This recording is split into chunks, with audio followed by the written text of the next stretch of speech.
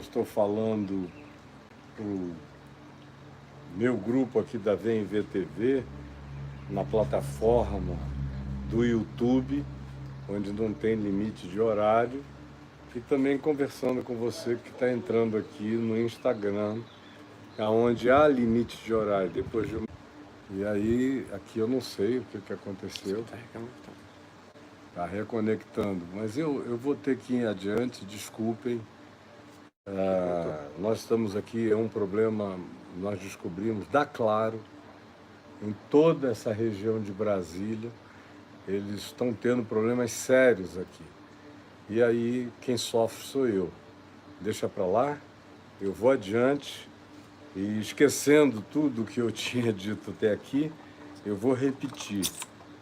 Eu venho falando sobre o Evangelho de Mateus. Estamos no capítulo 5.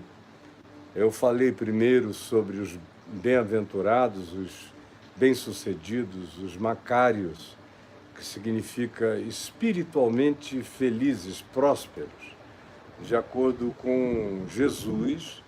E quem são essas pessoas? Gastamos um tempão nisso e dia após dia eu tenho repetido essa introdução antes de prosseguir. Eu disse que para ser sal da terra tem que ter o caráter dos macários, tem que ter esse crescimento, esse desenvolvimento de salvação, essa evolução espiritual, mental, emocional, tem que crescer. O Evangelho é uma boa nova de emancipação humana, tirando o ser humano da condição basicamente e rudimentalmente apenas animal e mamífera, ou apenas psíquica, e nos fazendo transcender para uma condição de natureza espiritual que assambarca, que abraça, que engolfa a dimensão e o significado qualitativo da vida eterna, que não é algo que virá, é algo que já é, e que Jesus diz que me habita se eu ando com Ele, se eu creio nele, se eu pratico o Evangelho, a vida eterna cresce em mim. Eu fico grávido da eternidade, como Paulo diz aos Efésios. Cristo vai sendo formado em mim, como ele repete várias vezes, para que Cristo se forme, para que Cristo cresça, para que a gente se revista de Cristo Jesus, para que a gente experimente uma regênesis. Esse é o espírito do que se deseja. Não é uma questão moral, não é para ficar bonitinho, bonzinho, melhorzinho do que os outros seres humanos, não é uma questão comparativa, não tem nada a ver com aquilo que a religião ensinou durante esses 2 milênios e antes dela, especialmente, o judaísmo ensinou nos 2 milênios anteriores. Basicamente, você tenta obedecer a Deus para não ser igual aos demais pagãos, perdidos, que não conhecem a Deus. Essa foi a ilusão desses 4.000 anos até aqui, levando em consideração o judaísmo. Agora, quando a gente pensa só no que veio a se tornar o cristianismo, a gente não fugiu desse mesmo engano, dessa mesma trapaça, que é a de pensar que nós somos chamados por Deus para uma obediência que tem a ver apenas com comparação com que tipo de existência eu tenho em relação a dos outros. Esqueça os outros. O Evangelho continuaria sendo o Evangelho demandando o que Jesus diz que o Evangelho demanda.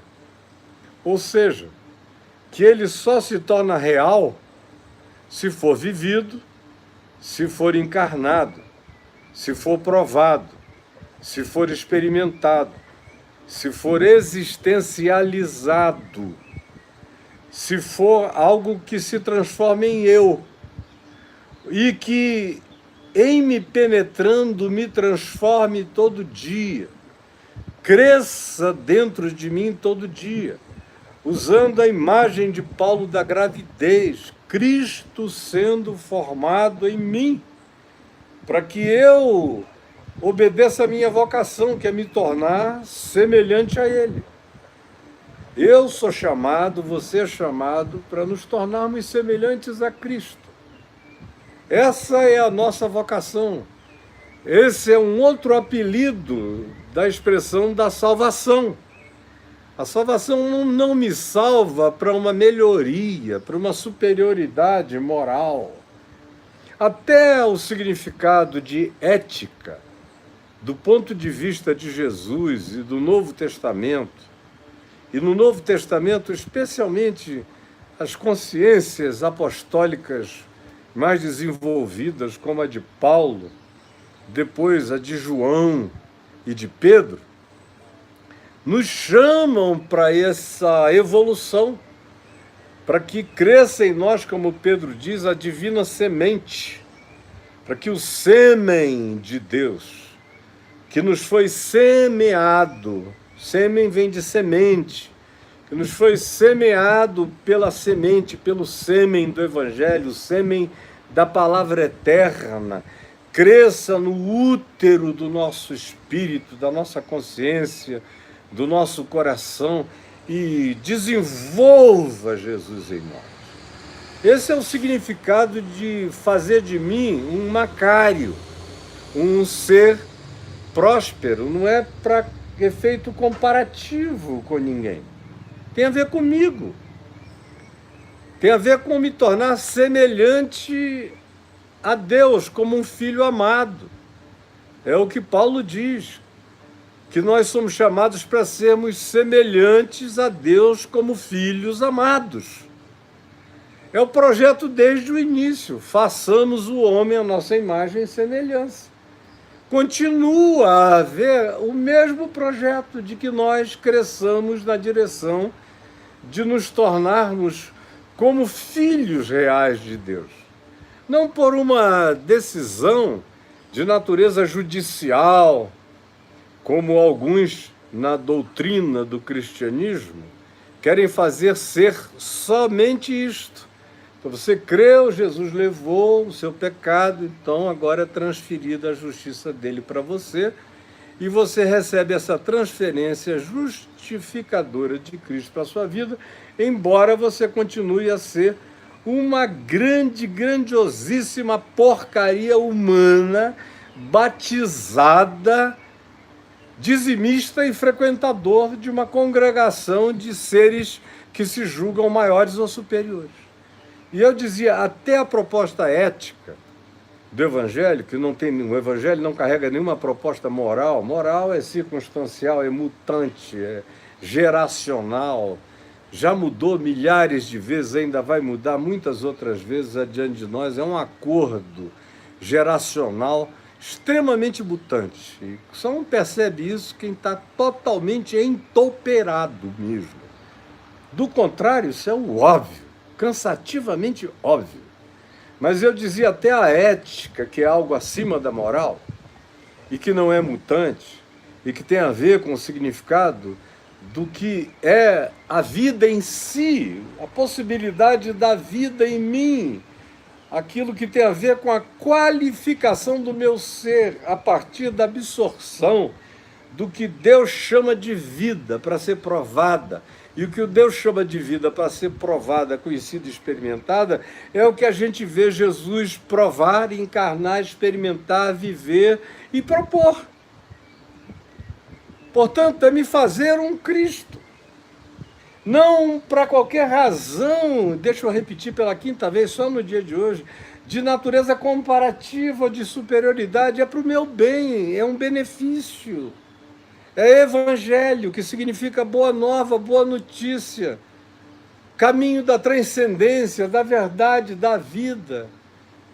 E Jesus conclui dizendo, ninguém vem ao Pai, que eu e o Pai somos um, disse ele, ninguém vem ao Pai senão por mim, por essa consciência, para crescer.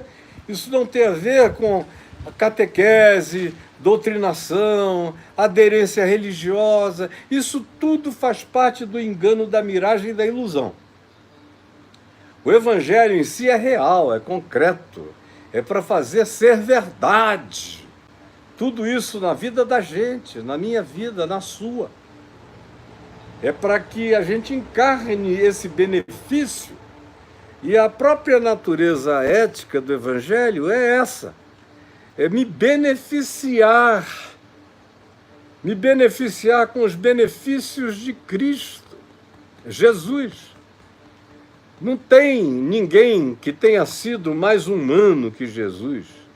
Ninguém conheceu a verdadeira felicidade humana, a não ser Jesus. Os outros todos arranharam, vislumbraram, viram sombras platônicas, viram silhuetas. Os mais sábios, os mais ponderados, os mais estoicos, os mais reflexivos, os mais sensíveis, tiveram vislumbres, como Paulo diz, porque nós conhecemos em parte, nós vemos em parte, nós amamos em parte, nós somos em parte, tudo em nós é parcial, tudo em nós é relativo ainda. E os melhores que já passaram pelo planeta Terra, todos eles foram todos entes da relatividade. Não é à toa que no século XX, o indivíduo considerado mais inteligente entre nós, no século XX pelo menos, onde essa medição começou a ser supostamente ou presumivelmente feita, tenha sido Einstein. E o maior achado dele foi a lei da relatividade. Isso é uma coisa que se aplica a tudo. Não apenas se aplica à luz. Se a própria luz está debaixo da significação da lei da relatividade, tanto quanto o espaço-tempo e tudo aquilo quanto nos foi dado conhecer da criação cósmica até o dia de hoje está sob a relatividade, imagina nós, os humanos, os mortais, os mamíferozinhos, você e eu. Relatividade absoluta. Perguntaram a Einstein como era ser o homem mais inteligente do mundo. Aí ele falou, perguntem ao Nikola Tesla. Isso é que é a resposta de um gênio. Mas não venham com essa palhaçada para mim.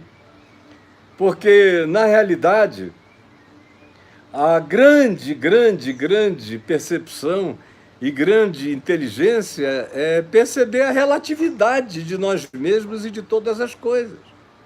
Quando a gente admite a nossa própria relatividade, a gente bota o pé no chão do caminho evolutivo, que é o caminho do macário, do ensinável, do que se condói, do que se humaniza profundamente, do que exerce autocontrole, domínio próprio, do que projeta justiça, que tem fome e sede de justiça, do que o que quer para si deseja para todos, com toda clareza de misericórdia, com o olhar, a busca e a projeção melhor e mais limpa possível, de coração, construindo as pontes da reconciliação, porque todo macário é um filho da reconciliação. Ele mesmo, reconciliado com Deus, é um reconciliador entre os irmãos, entre os próximos, entre todos os humanos. E se torna um ente incompreensível por viver assim num mundo tão animal, tão feroz, tão brutal, tão perverso, tão maligno, de gente tão bestializada, tão tarada, tão narcisista, tão autocentrada, tão primeiro eu.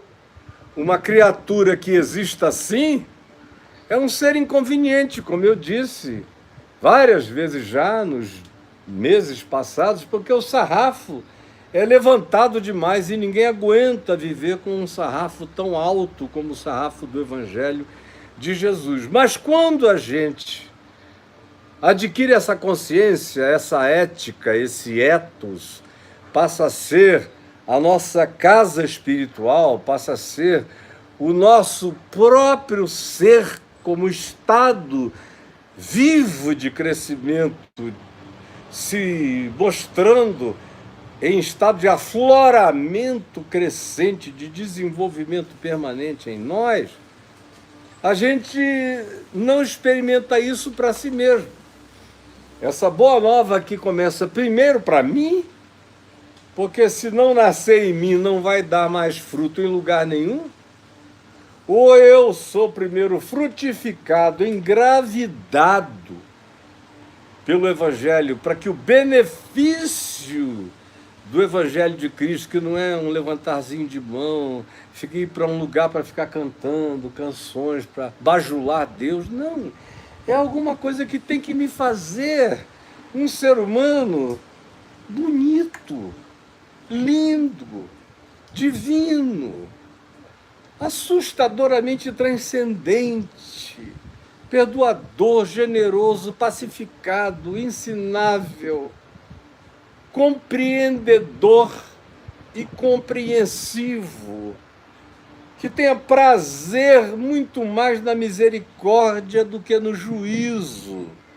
Uma pessoa que seja alimentada pelas promessas do amor de Deus, que primeiro chegam ao coração dele como certeza absoluta de inclusão inafastável do ser dele em Deus.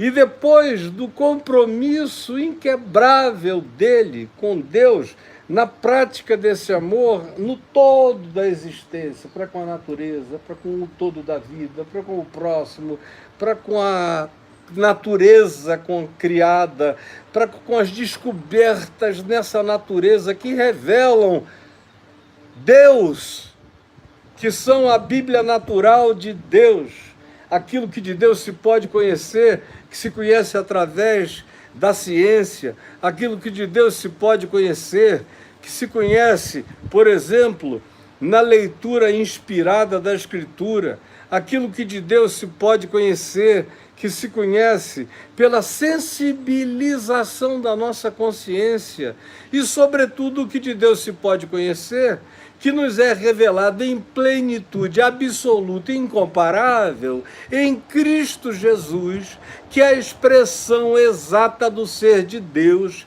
que é aquele em quem tudo e todas as coisas subsistem, em quem tudo e todas as coisas foram criadas.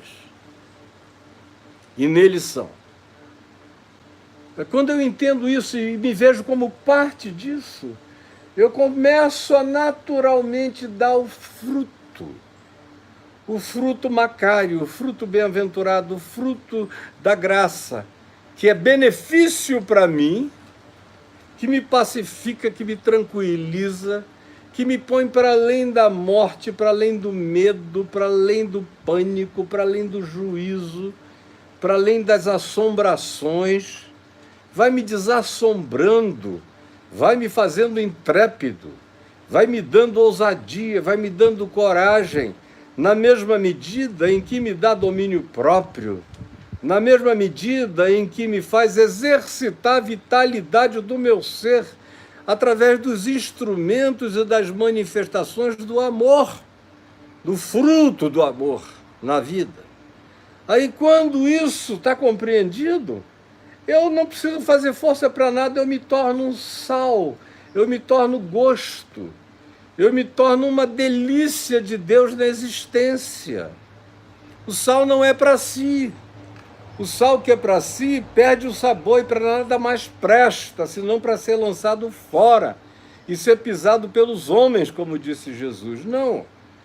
Eu me torno isso, essa salvação, essa evolução, esse crescimento, essa maturação, esse desenvolvimento, essa gravidez de Deus formando Cristo em mim, formando o varão perfeito, me conduzindo à plena estatura de Cristo, se desenvolvendo na relatividade do espaço-tempo dentro do meu ser, mas cuja relatividade vai dando lugar dia a dia ao absoluto da fé, da convicção e da certeza de que eu sou já um ser regenerado, eu sofri um regênesis, eu fui chamado das trevas para a luz. E aí é Pedro que diz, para que eu resplandeça como um luzeiro no meio dessa geração pervertida e corrupta. Por isso Jesus diz, se é assim, se vocês evoluem assim, se o crescimento é esse, vós sois a luz do mundo. Assim como ele próprio disse de si mesmo, eu sou a luz do mundo. Ele diz, assim como o Pai me enviou, e ele me enviou para ser a luz do mundo, eu vos envio, e vós sois a luz do mundo, enviados por mim. Mas só serão luz se forem o reflexo da minha face, o reflexo do meu caráter, o reflexo do meu amor, o reflexo da minha graça praticada na variada relacionalidade com a qual nós fomos aquinhoados por Deus, com a possibilidade de relacionalidade com Deus, com nós mesmos, com a natureza, com o próximo, todo o próximo, em qualquer lugar, e com os anjos e as criaturas celestiais, com as dimensões celestiais, com as infindas dimensões celestiais. Eu estou aqui para me reconciliar com tudo que Deus criou e em relação a cujas coisas eu possa ter me separado, ou por deliberação, ou por alienação, ou por simples estado de pecaminosidade embrutecida, que é o que o Evangelho quer rachar de dentro para fora em mim, é essa pedreira e fazer surgir o âmago do ser de Deus vazando de mim. Aí eu viro gosto de Deus no mundo, sal da terra, viro luz, me torno uma candeia iluminante, que foi o que nós dissemos nos últimos dias. E eu continuo hoje dizendo, luz de quê? Luz para quê? Luz no mundo. Se somos conforme Jesus, porque nós não temos uma vocação para nos tornarmos um outro tipo de luz. A única luz que ilumina é a luz que Jesus encarnou, manifestou, gestuou, ensinou, expressou e mandou praticar. Essa é a única. O resto é imitação. O resto é, como eu já disse hoje mesmo, ilusão e miragem. Mas é para esse chamado que eu estou aqui, é para essa plenitude, é para esse crescimento. E se é assim, eu me torno um ente inescondível.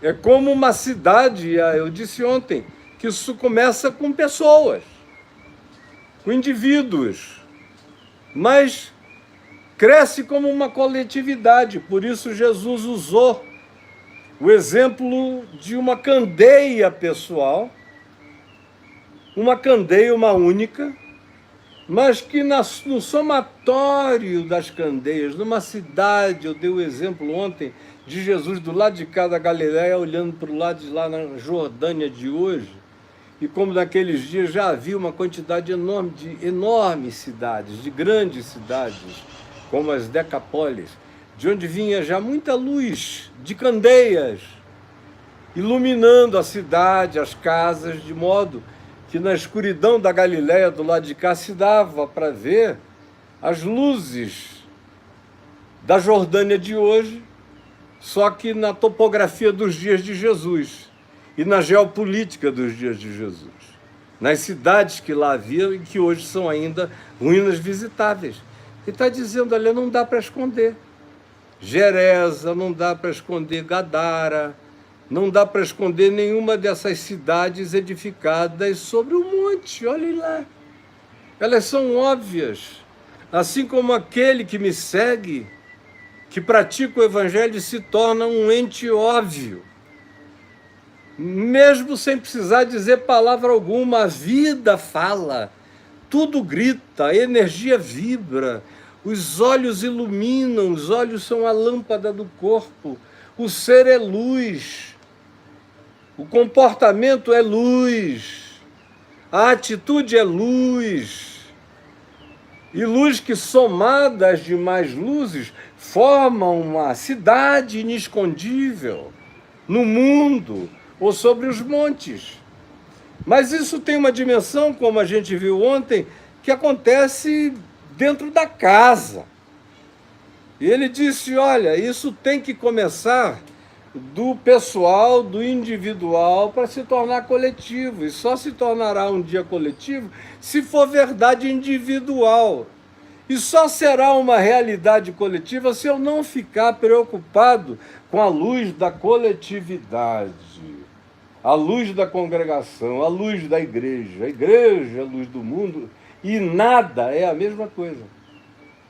Quem é a luz do mundo sou eu, vós sois. Jesus nunca teve esse tipo de ideia de igreja na cabeça dele. Ele era Deus demais para ser tão burro. Cristianismo é a ideia de idiotas endiabrados pelo desejo do poder e do controle. Jesus disse que com ele as coisas eram livres, era confiança total no Espírito Santo, que soprava onde queria, em quem queria, como queria, exatamente do jeito que desejasse, e era assim que originalmente teria que ser mantido, porque a única maneira de se experimentar realmente a verdade de Deus na vida é se for assim. E aí ele diz, mas tem que começar com uma candeia. E é a soma dessas candeias que tem que começar iluminando dentro de casa. Tem que ser verdade no interior da minha casa, portanto tem que ser verdade da minha existência pessoal, para atingir os demais na minha casa, para se tornar na soma de todos nós, não por uma estratégia de natureza eclesiástico, congregacional, mas pela verdade existencial da experiência real de vida e de fé de cada um. Na soma natural e espontânea disso tudo, surge uma cidade, uma comunidade que ilumina e que é inquestionavelmente real. E que não é luz porque fala sobre luz, é luz porque não dá para esconder, porque é verdade, porque pratica as boas obras do amor, porque experimenta a verdadeira alegria como fruto do amor, obra do amor, o fruto do amor é alegria, é tudo sinônimo, alegria, é justiça, é paz, é bondade, é longanimidade, é fidelidade, é mansidão, é autocontrole, domínio próprio. São essas realidades marcantes e diferentes de tudo aquilo que é praticado ou demandado, até pelas morais ou pelas etiquetas humanas. Como Jesus disse, se a vossa justiça não excederem muito a etiqueta humana, ou a etiqueta dos escribas ou dos fariseus, ou as morais circunstanciais, se vocês não forem aqueles que praticam e dão o fruto da ética, do ethos, do Espírito Santo brotando de vocês em decorrência de todos os frutos do amor, se não for assim, não será nada e nada aproveitará. Agora, se for assim, será inquestionável, será indubitável. E como eu disse, ninguém tem que gritar a respeito disso, eu falei ontem. Isso grita por si mesmo. E grita nos céus, na terra e debaixo da terra, e não há criatura, nem nos céus, nem na terra, nem debaixo da terra, que possam se esconder dessa realidade de um ser que anda iluminado, ilumina no planeta, ilumina nas regiões tenebrosas, ilumina nas regiões celestiais, e até os seres das regiões celestiais Paulo diz, aprendem sabedoria. Os principados e potestades aprendem sabedoria com essa manifestação das obras do amor. Assim brilhe também a vossa luz diante da sociedade humana, para que os seres humanos, a sociedade humana, veja as obras, o fruto, o derramar, a graça, a verdade praticada, encarnada por vocês, e desse modo, naturalmente, eles glorifiquem, digam, caraca, Deus tem filhos entre nós. Meu Deus, está cheio de anjo. Meu Jesus, tem um bocado de gentezinha simples, pobre, sem nome, sem poder histórico, mas que são pessoas à cara de Deus, que carregam esse parentesco, essa filiação. É inegável esse vínculo delas. Não dá para questionar o fato da identidade delas, a quem elas pertencem. Elas resplandecem, como Pedro disse, como luzeiros deste mundo tenebroso. Eles dão esse testemunho qualitativo da realidade e da graça de Deus, que fez e trouxe esse benefício crescente do Evangelho, apropriado por eles e frutificado naturalmente por eles na existência.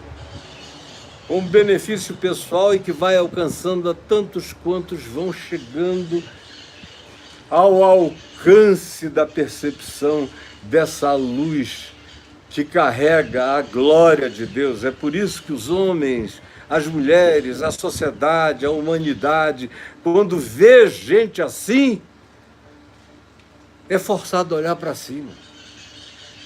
É forçado a dizer amém. Meu Deus, Deus existe, não porque eu tenha tido demonstrações de qualquer natureza, mas eu tive uma demonstração, eu vi Deus no meu próximo. Eu vi Deus no amor que essas pessoas experimentam. Eu vi Deus no trato dessa gente. Eu vi Deus na qualificação espiritual, psíquica, emocional, na qualificação de atitude, de caráter, de escolha de pensamento, de escolha de vida, de amor como decisão, de prática perceptível na existência, mas que começa a partir das escolhas feitas na interioridade, feitas no coração. Quando essa realidade que eu estou aqui falando e repetindo há 50 anos se instala na gente, aí a revolução é incontrolável. E ninguém tem que implorar nada, ninguém tem que dizer dá glória a Deus, dá glória a Deus. Isso é coisa da carne. Quando é verdade, Jesus diz, os seres humanos olham e ficam embasbacados e dizem, eu vi Deus nela, eu vi Deus nele. Essa pessoa é esquisita em relação a tudo mais, porque no mundo de ódio decidiu amar, num mundo de orgulho decidiu ser ensinável, ser humilde de espírito, ser alguém que continua aprendendo eternamente, que não para nunca de crescer. No mundo de dureza, não tem medo de sensibilizar-se, de chorar, de se importar. No mundo onde cada um pensa só em si, essa pessoa pensa nos outros e quer que o que de melhor lhe possa ser vida seja também o que ao próximo seja servido. Busca a paz, se associa aos filhos da paz, não tem nenhum prazer nos conflitos, nem nas batalhas, nem nas guerras que não sejam o bom combate do amor, da misericórdia, da justiça, da verdade, segundo o Evangelho. Então, quando a pessoa vai se tornando cada vez mais assim, é inegável, nada nesse mundo tem o poder de apagar isso. Nem o silêncio faz isso deixar de ser audível. Isso se torna inquestionável. Uma vida humana que encarna o Evangelho todo dia é a única apologia de Jesus que Deus pretende que seja praticada na sociedade humana. Não são argumentações de natureza intelectiva, mas são encarnações existenciais e comportamentais do amor e da graça de Deus, transformadas nessa luz cujo fruto consiste em toda justiça, verdade e bondade. Como Paulo disse aos Efésios, lá no capítulo 5, no verso 9, e eu tenho repetido exaustivamente. Aí os homens olham isso e dizem, meu Deus, cara, Deus é real. Eu tenho visto a realidade de Deus sendo encarnada. Eu tenho visto a invasão de Jesuses.